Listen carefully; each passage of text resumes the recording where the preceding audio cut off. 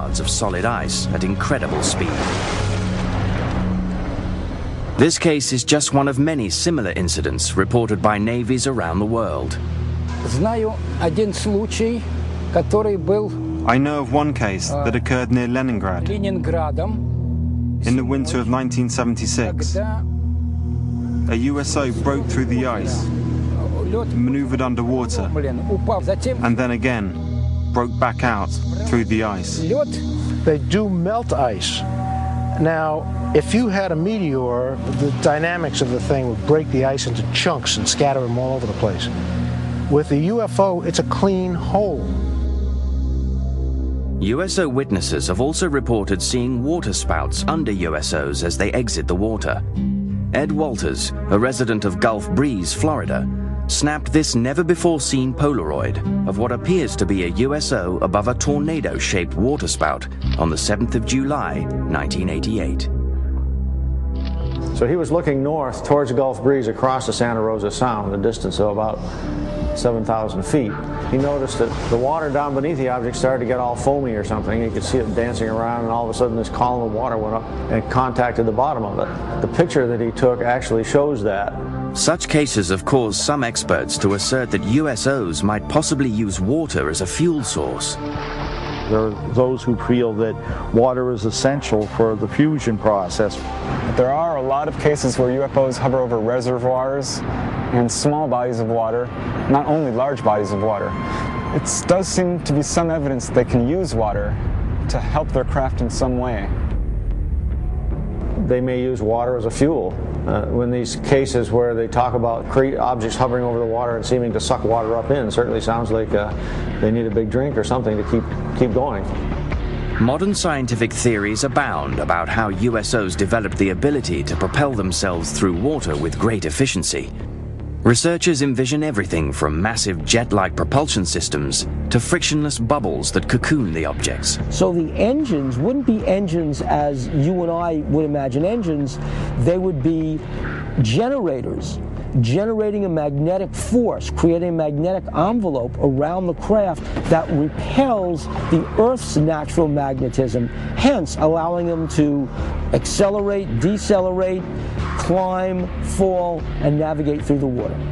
By exerting forces at the surrounding fluid, seawater, nice electrically conducting fluid, you can control the drag, you can control the flow, the speed, the lift.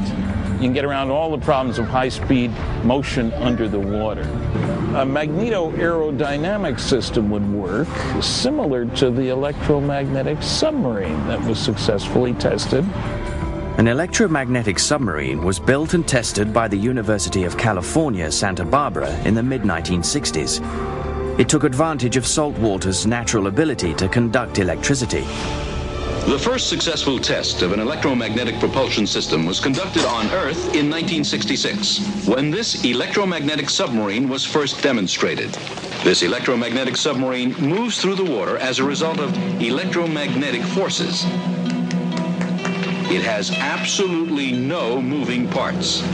The principle here is that seawater is an electrically conducting fluid. You push against the seawater by Newton's laws, elementary physics, it pushes back, and off you go. Is it possible that USOs take advantage of this natural feature of our seas to reach supersonic speed?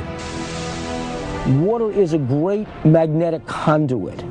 In fact, if they were traveling using a process called diamagnetism, which is a weak repellent force, then water would enhance that force, which would explain why these craft are able to navigate in water so well. One researcher theorizes that USOs might move rapidly through water and avoid catastrophic damage using the same principles as a common light bulb. The UFO is the filament in this particular case, and the bulb is the field, and that protects the UFO. It keeps the water from coming onto it when it goes in. They move it though, and it never touches the UFO. And that can be achieved by creating so-called supercavitating bubble around the whole object. In that way, whole object travels together with a bubble of water vapor. Marko Princevac is a professor of mechanical engineering at the University of California. he's devised an experiment demonstrating the physics behind possible supersonic movement through water. Basically, the only thing that you can play with is a shape of a vehicle, and it will deviate from standard shapes of a submarine. To demonstrate how different shapes can produce the conditions for supersonic underwater travel, Princevac and his team forced an underwater current, along with green dye and high-powered lasers, around different submerged objects. So if we have something called a streamlined body, we see that fluid flows undisturbedly around that body.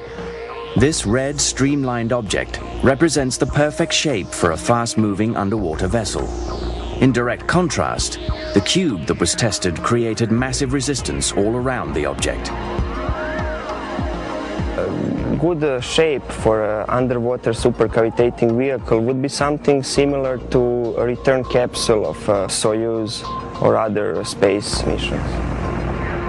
The laws of earthly physics change dramatically underwater.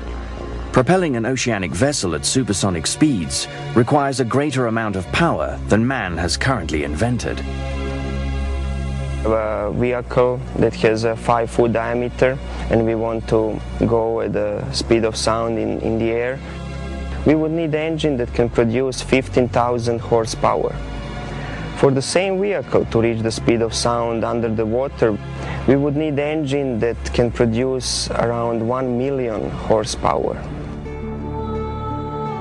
While it might be scientifically possible for USOs to prowl the oceans at supersonic speeds, how have these craft developed the technology required to achieve this milestone? The many mysteries of these craft may never be fully understood, and that is precisely what provokes the greatest debate and distress amongst investigators and researchers.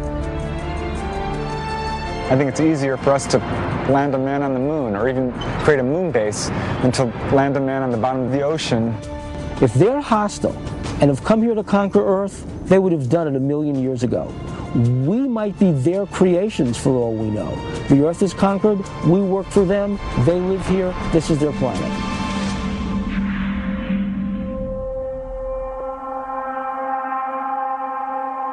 And there's a red alert for more deep-sea UFOs tomorrow evening at 7. After the break, Simon Thurley continues his look at the buildings that shaped Britain, with an assessment of the development and architecture of the English country house since Tudor times.